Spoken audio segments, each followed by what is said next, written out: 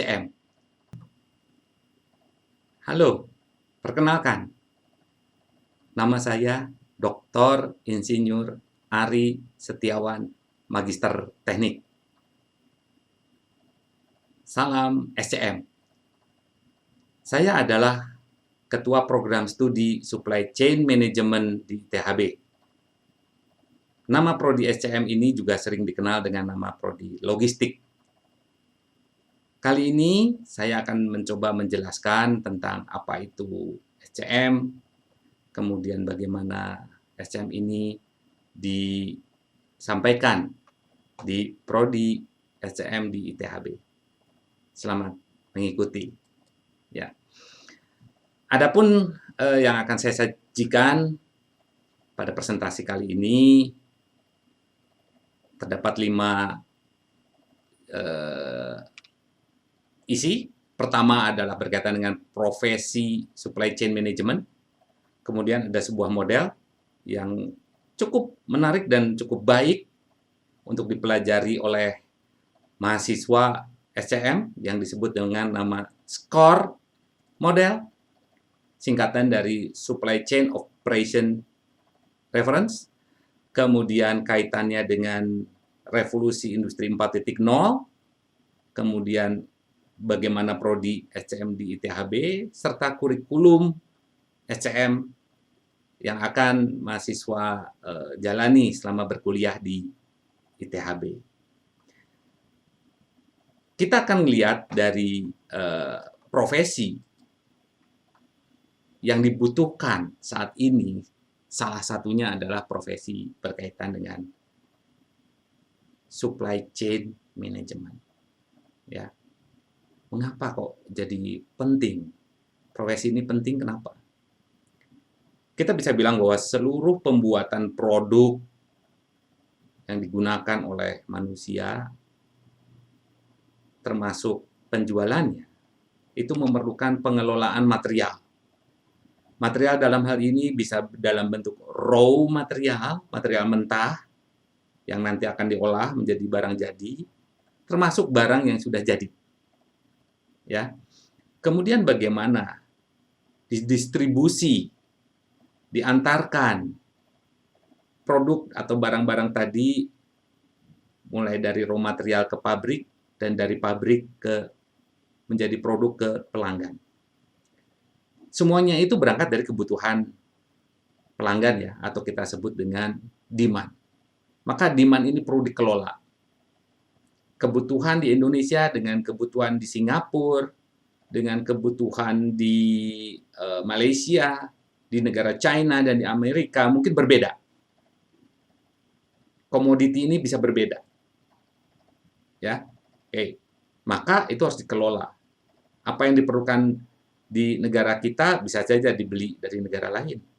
Termasuk juga apa yang diperlukan oleh negara lain dibeli dari Indonesia. Maka di situ nanti akan ada peranan ekspor impor. Ya, ekspor impor. Termasuk di dalamnya adalah bagaimana menyimpan raw material, bagaimana menyimpan produk, bagaimana menyimpan material atau barang setengah jadi, daging yang misalnya ada kadaluarsanya, ada bisa membusuk, buah-buahan yang juga bisa membusuk, atau menyimpan minuman yang ada tanggal kadaluarsanya. Bagaimana menyimpan barang-barang atau material yang eksplosif, yang flammable, itu akan dipelajari di bagian pergudangan.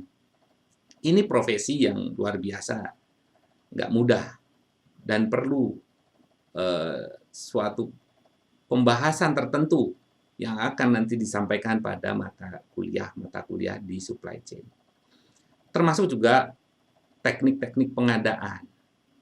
Nah, semua aktivitas ini memerlukan suatu profesi khusus yang nantinya dipelajari oleh seorang sarjana logistik. Gelar kesarjanaan baru yang disebut dengan S-Log, singkatannya S-Log. Ya. Baik, saya akan menjelaskan sedikit tentang model SCORE model yang tadi sudah saya sampaikan. untuk menjelaskan bagaimana sebuah rantai pasok. Prinsipnya, supply chain management mengatur seluruh aktivitas, mulai dari pengelolaan demand, ya, penjualan tadi, kemudian bagaimana merencanakan produksi, bagaimana mengadakan barang, membeli, ekspor atau impor, menyimpan di dalam gudang, mengirimkan material, dan juga termasuk distribusi. Saya gambarkan adalah kita dalam posisi sebuah perusahaan yang merakit sebuah sepeda motor. Ini adalah perusahaan kita. Di mana perusahaan kita ini memerlukan komponen untuk menjadi sebuah sepeda motor.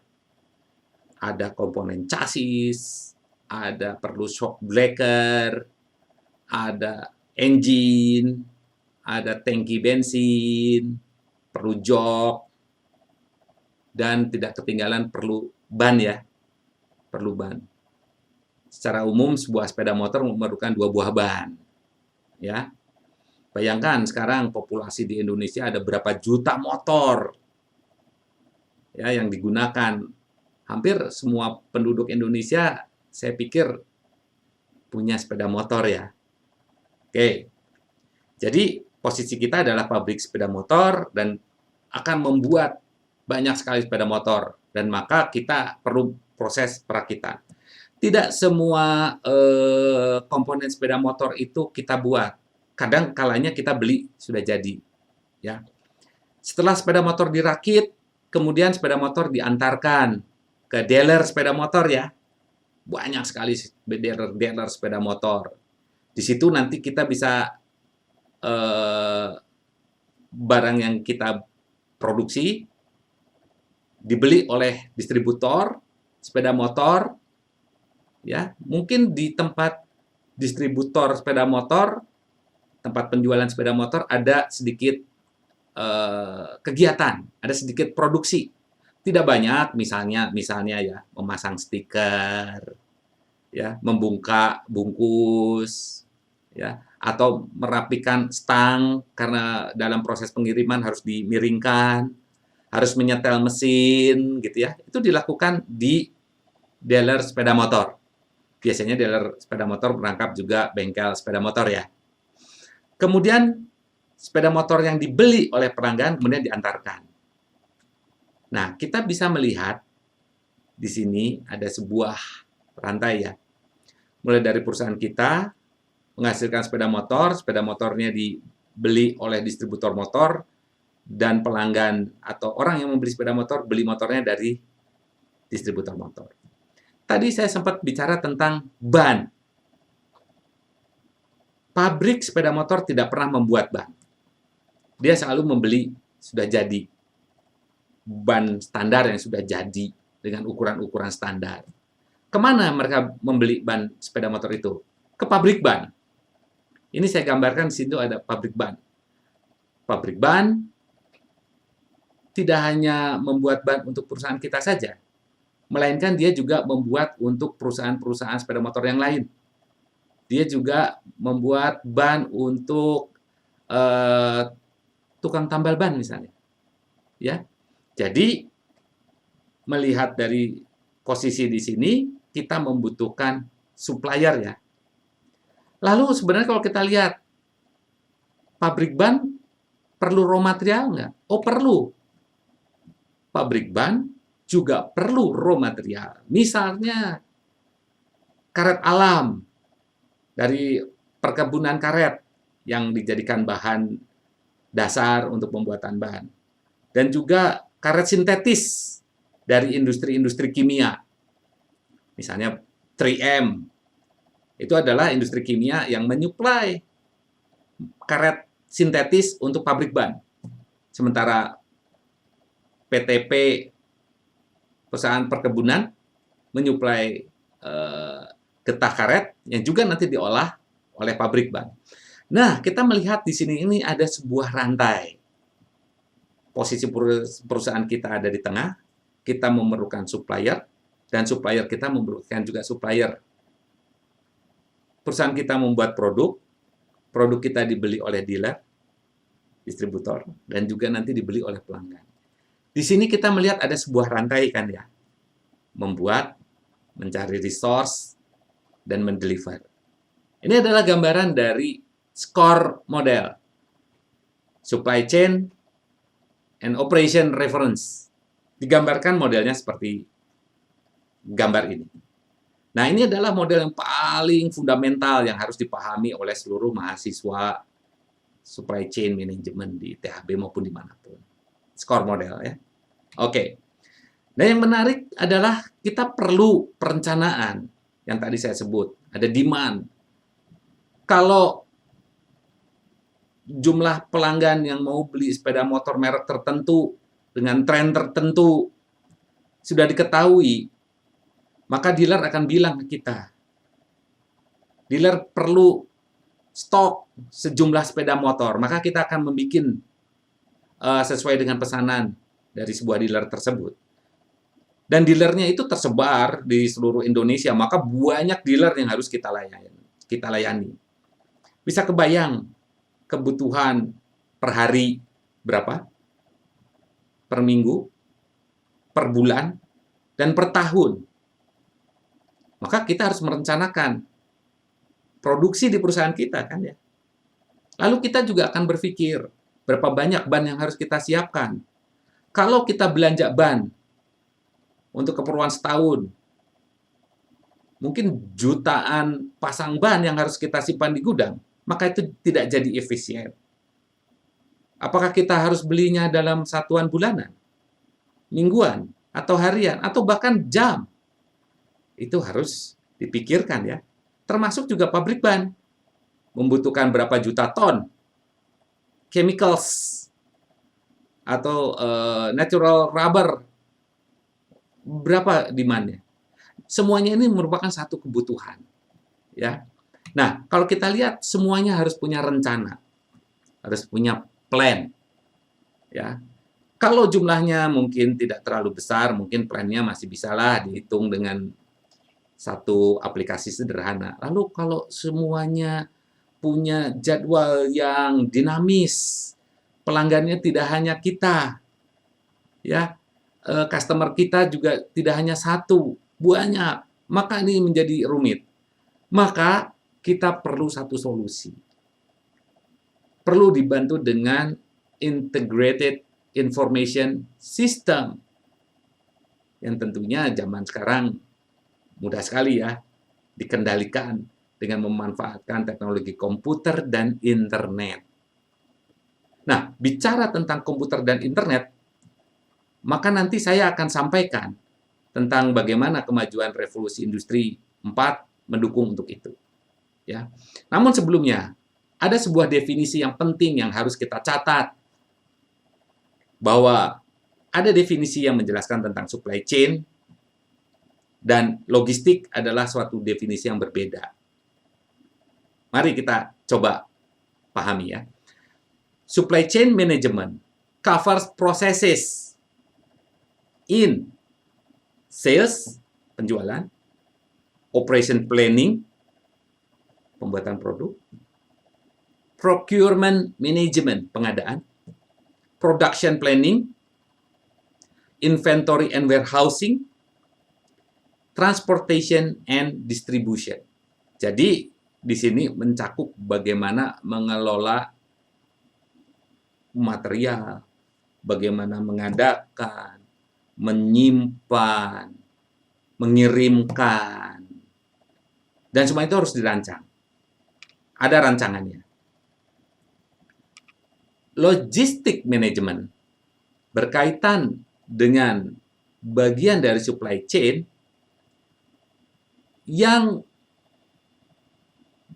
fokus kepada aliran material, ya, plans and implement and also control the efficient, effective flow and storage of goods, produk ya, services, and the related information from the origin, tempat asal, to the point of consumption, di mana nanti digunakan untuk memenuhi to meet customer requirement. Luar biasa. Ya. Jadi sebenarnya logistik itu ada di dalam bagian supply chain. Ya, supply chain management itu lebih luas definisinya daripada logistik management. Oke, ini adalah gambaran tentang tadi yang sudah saya sampaikan, integrated information system merupakan bagian dari revolusi industri 4.0, di mana saat ini teknologi komputer, teknologi internet sudah sangat mudah diperoleh, ya. Nah, maka saya akan coba gambarkan bagaimana cara berpikir seorang sarjana logistik, ya. Kita berangkat dari sebuah sistem yang terintegrasi. Cara berpikir seorang sarjana logistik itu melihat semuanya dari sebuah sistem yang terintegrasi yang terdiri dari 5 unsur. Ada manusia, material, peralatan, energi, dan informasi. Kalau kita berpikir tentang supply chain, kita nggak bisa mikir hanya sebuah unsur saja. Kita harus berpikir secara terintegrasi. Seluruhannya harus dipikirkan secara menyeluruh. Ini yang disebut dengan sistem terintegrasi. Apa contoh dari sistem terintegrasi itu? Misalnya, ada perusahaan otomotif. Ya, tadi sebagai contoh perusahaan sepeda motor gitu ya. Perusahaan mobil juga tentu serupa. Kemudian juga yang kental dengan urusan logistik, ada yang namanya Angkasa Pura, Federal Express, DHL, Pos Logistik, ya, pertambangan, perminyakan, Pelindo, dan banyak sekali. Mereka membutuhkan profesi dari sarjana logistik. Ya. Apa masalah yang terjadi di dalam perusahaan-perusahaan tersebut? Berkaitan dengan inventory, pergudangan, distribusi, transportasi, dan lain-lain. Apa ukurannya? Ukuran keberhasilannya dari permasalahan tersebut? Efisiensi, efektivitas, serta kepuasan pelanggan. Nah, seorang sarjana logistik akan memberikan sebuah solusi berdasarkan kemampuan pengetahuannya, yaitu berkaitan dengan matematika, ilmu pengetahuan alam, ilmu sosial, metode analisis, pengetahuan teknik, statistik, ERP, dan lain-lain. Ya, ini yang nanti cara berpikir dan apa yang akan dipelajari di Prodi SCM. Apa ciri dan keunikan dari SCM di ITHB? Pertama, gelar kesarjanaannya adalah sarjana logistik. Sangat sedikit orang yang mempunyai gelar S.Log yang sangat dibutuhkan di Indonesia maupun di secara global. Ya. Khususnya kompetensinya yang akan dibangun adalah sistem pergudangan, inventory, transportasi, dan distribusi yang terintegrasi dengan teknologi informasi. Jadi kita kuat dan kental sekali dengan unsur teknologi informasi.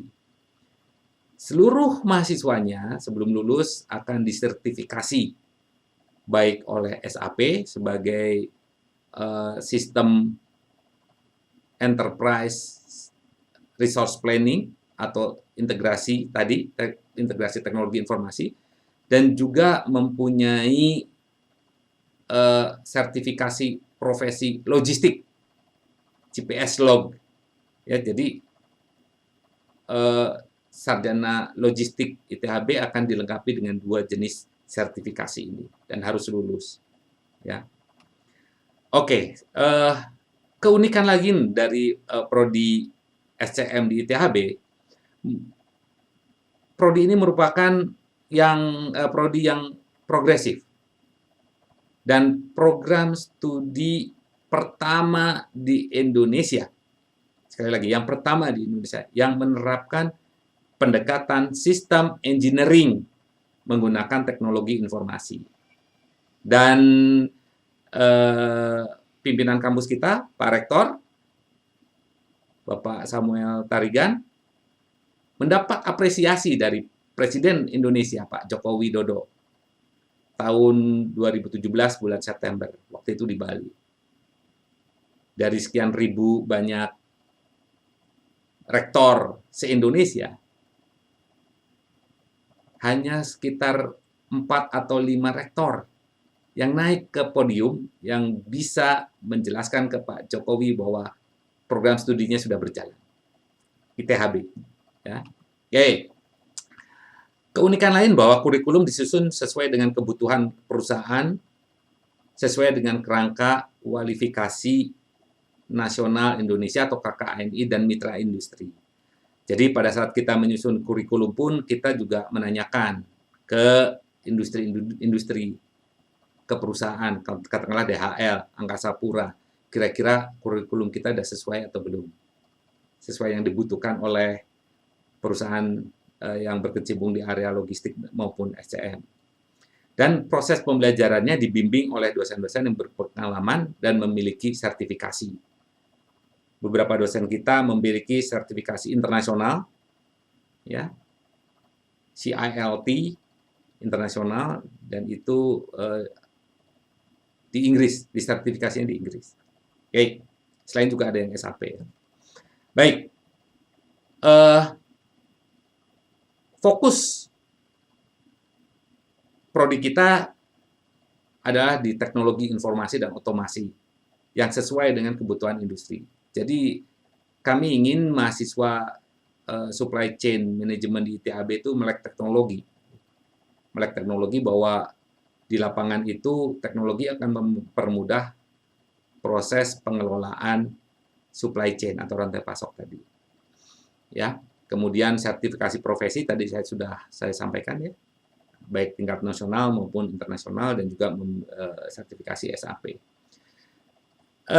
Kurikulum SCM ditetapkan terdapat 8 semester. Nanti kalian juga bisa lihat di dalam buku panduan mata kuliah apa saja. Ya. Kemudian ini adalah gambaran semester 1, 2, 3 dan 4. Ya. Kemudian ini semester 5, 6, 7 dan 8. Kalau kita lihat di semester 8 ada tugas akhir dan juga ada sertifikasi profesi logistik. Ya. Itu menjadi penting. Kerja praktek menjadi hal yang penting. Pengalaman mengatakan beberapa mahasiswa ITHB diminta untuk internship secara profesional, belum lulus, di beberapa perusahaan, misalnya DHL, Angkasa Pura, ya, Pelindo, tidak main-main, mereka minta 6 bulan. Waktunya nggak sebentar ya, 6 bulan. Beberapa diantaranya memberikan uang saku. Padahal masih mahasiswa. Ini berarti membuktikan bahwa jurusan atau program studi SCM di ITHB ini sudah dikenal dan dibutuhkan di lapangan. Nah, pada kurikulum juga terdapat beberapa mata kuliah pilihan yang mendukung pembelajaran SCM. Di antaranya adalah ada Introduction to Artificial Intelligence and Machine Learning. Ini masa depan ini. Menguasai ini adalah menguasai masa depan. Ya. Baik. Selama 8 semester diselesaikan. Belajar dengan baik. Dan ujungnya adalah lulus menjadi sarjana logistik. Selamat bergabung. Baik, saya akan mengenalkan para dosen dan staf yang akan mengajar di prodi teknik industri maupun di prodi supply chain management. Berikut adalah dosen-dosennya. Pertama saya akan mengenalkan Ibu Eka Kurnia Asih, Beliau akan menjadi dosen wali mahasiswa teknik industri angkatan 2020, dan Bu Eka ini ahli di bidang sistem produksi. Ya, beliau sedang studi lanjut teknik industri di ITB. Kemudian ada Ibu Marla Setiawati. Ya, Ibu Marla akan menjadi dosen wali bagi mahasiswa Supply Chain Management angkatan 2020, dan Bu Marla ini ahlinya di bidang keuangan, khususnya keuangan di bidang logistik. Ya, kedua ibu ini akan menjadi ibu angkat kalian selama ada di kampus ITHB, ya, selama belajar di ITHB. Silahkan berdiskusi, curhat masalah akademik maupun juga non-akademik kepada ibu-ibu ini. Ya, mereka baik-baik semua. Ya, mau mendengar curhatan. Ya, baik. Selanjutnya ada Ibu Sona Kristina. Ibu Sona Kristina ini ahlinya di statistik. Ya, statistik. Kemudian ada juga ahli di bidang operation research gitu ya, pemodelan ya. Bu Sona ahli di bidang itu. Kemudian ada Ibu Leo Rama Kristiana. Nah, Bu Leo Rama Kristiana ini jagonya inventory ya, jagonya inventory, pergudangan ya. Ini keahliannya Bu Leo Rama Kristiana. Kemudian ada Pak Sandria Sarim. Ya, Pak Sandria Sarim ini ahli di bidang manajemen. Ya, manajemen produksi, manajemen industri, ya. Kemudian ada Ibu Cindy Himawan. Nah, kalau Bu Cindy Himawan ini jagonya programming. Ya, jagonya programming, membangun ERP. Ya, nanti bisa tanya ke Bu Cindy. Kemudian ada Pak Roland Silitonga. Nah, Pak Roland itu ahlinya sistem rantai pasok, ya, sistem industri, gitu ya, hubungan antar industri. Juga ahli statistik, ya. Nanti bisa tanya-tanya tentang statistik ke Pak Roland. Pak Anggoro Pak Anggoro Prasetyo Utomo ini juga ahli di bidang ERP, ya, mirip dengan Bu Cindy. Dan Pak Anggoro juga ahli di dalam simulasi, membuat simulasi sistem, ya. Itu keahliannya Pak Anggoro. Kemudian ada saya sendiri, saya kebetulan mendalami bidang sistem produksi dan juga sistem manufaktur dan juga otomasi di produksi. Ya, mirip kayak Bu Eka lah gitu ya. Kemudian ada Pak Riki Dodi Sianturi ini ahlinya transportasi. Ya, ahlinya transportasi, sistem transportasi, baik transportasi barang atau freight maupun penumpang ya. Itu. Bisa tanya ke Pak Riki. Kemudian di sini ada Ibu Dewi Rani. Nah, Ibu Dewi Rani itu admin Prodi TI dan admin Prodi Supply Chain Management.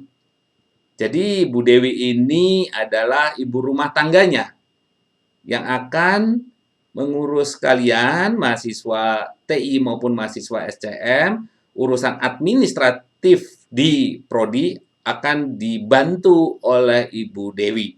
Jadi kalian harus baik-baik ya sama Bu Dewi ya.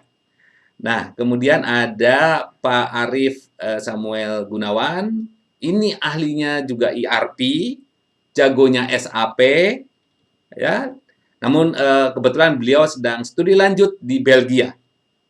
Ya, mudah-mudahan dalam waktu dekat juga bisa bergabung lagi nanti dengan kita. Baik, sampai di sini jumpa kita. Kita akan ketemu lagi di lain kesempatan.